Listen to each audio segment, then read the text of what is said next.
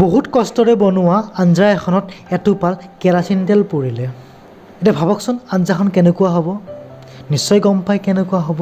এতিয়া এই প্ৰশ্নটো অন্ধ ভক্ত বা অন্ধ ফেনক সোধা হ'ল। তেওঁলোকে কি উত্তৰ দিব? আঞ্জাখন মজা হৈছে, এনেকুৱা আঞ্জা সদায় বনিব লাগে। এইসকল লোক তেওঁলোক যিসকলে কেতিয়াও বেয়াটো দেখা নাপায়। আপুনি হাজাৰ বেয়া কাম কৰক, তেওঁলোকে সদায় ক'ব কি সুন্দৰ কাম কৰিছে, কি মজা হৈছে। এওঁলোকৰ পৰা সাৱধান। নেক্সট আহিল ভক্ত বা ফেনসকল। তেওঁলোকে কি উত্তৰ দিব? আঞ্জাখনৰ সকলো ঠিকেই আছিলে, কিন্তু কেৰাচিন তেল পেলাই সকলো নষ্ট কৰি দিলে। আঞ্জা বনাওঁতে অকণমান সাৱধানতা অৱলম্বন কৰা উচিত। যদি সাৱধানতা অৱলম্বন কৰে নিশ্চয় আগলৈ ভাল হ'ব।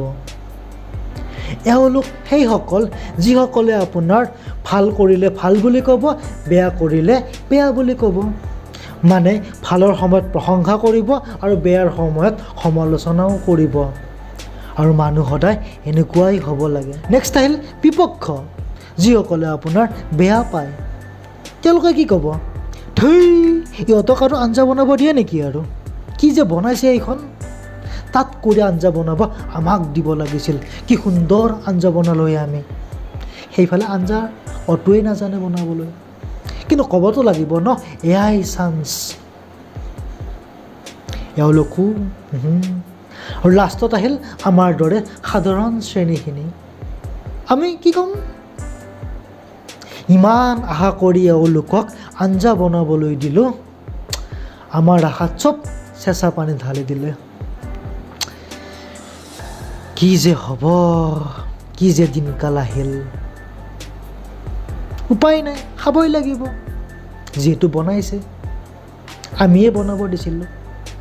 নমস্কাৰ, মই পংকজ দাসে অন্য এটি ভিডিঅ'লৈ আপোনালোকক স্বাগতম জনাইছোঁ। কি কৈছোঁ নিশ্চয় গমেই পাইছে। মানে ফেন বা ভক্ত, আপোনাৰ ফেন বা ভক্ত হোৱাটো স্বাভাৱিক। যেনে ময়ো কাৰোবাৰ ফেন। যদি আপুনি ফিল্ম জগতলৈ চাবলৈ যায়, মোৰ আলু অৰ্জুনক ভাল লাগে, মানে তেওঁৰ ফেন আৰু। ক্ৰিকেট জগতলৈ যদি চাওঁ, শচীন তেণ্ডুলকাৰক ভাল লাগে, বীৰেন্দ্ৰ চেহৱাগক ভাল লাগে, যুৱৰাজ সিঙক ভাল লাগে, ধোনীক ভাল লাগে। যদি আপুনি গানৰ কথা কয়, কুমাৰ চানুৰ গান মোৰ ভাল লাগে। ফেন আৰু মই তেওঁলোকৰ একোজন। ফেন হোৱাটো স্বাভাৱিক কথা, কিন্তু অন্ধ ফেন খুব সাংঘাতিক। অন্ধ ফেন বা ভক্ত সমাজ এখনৰ কাৰণে কলংক। কিয় জানে? কাৰণ তেওঁলোকে ভুলটো কেতিয়াও দেখা নাপায়। এয়া যিকোনো ক্ষেত্ৰতে হ'ব পাৰে, ৰাজনীতিত হ'ব পাৰে, ফিল্ম জগতত হ'ব পাৰে, ক্ৰিকেট জগতত হ'ব পাৰে, বিভিন্ন ক্ষেত্ৰত হ'ব পাৰে। যেনেকৈ আপুনি ৰাজনীতিত দেখা পাব, বেয়া কৰিলেও কৈ থাকিব বাহ কি সুন্দৰ কাম কৰিছে। এইটো বেয়া কথা ন, বেয়া কৰিলে বেয়া কৰা বুলি ক'ব লাগে। কেইদিনমান আগৰে কথা,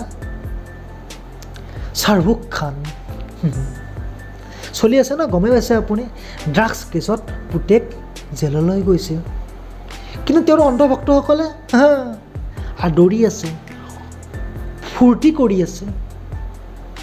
আইৰিয়ান ঘূৰি আহিছে, এনেকুৱা লাগিছে যেন কিবা মেডেল জিকি পিনে আহিছে। আৰু কিছুমান আছে যিয়ে সেইখিনি সময়ত কৈছিল উই ছাপোৰ্ট আইৰিয়ান, উই ছাপোৰ্ট শ্বাহৰুখ খান, আমি তোমালোকৰ লগত আছোঁ। শ্বাহৰুখ খানক এটা সময়ত ময়ো ভাল পাইছিলোঁ, তেওঁৰ চিনেমা চাই ভাল পাইছিলোঁ, কিন্তু ইয়াৰ অৰ্থ এইটো নহয় যে তেওঁলোকে যি কৰিব তাতেই আমি ছাপোৰ্ট কৰিম। সেইদিনাৰ পৰাই ভাল নলগা হ'ল, যিদিনাৰ পৰা তেওঁলোকে কমলা পচন নে কিবা, বিমল নে কিবা এইবিলাকত বিজ্ঞাপন দিয়া হ'ল। ভুল কৰিলে সদায় ভুল। এটাই কথা, ফেন হওক কিন্তু অন্ধ ফেন নহ'ব।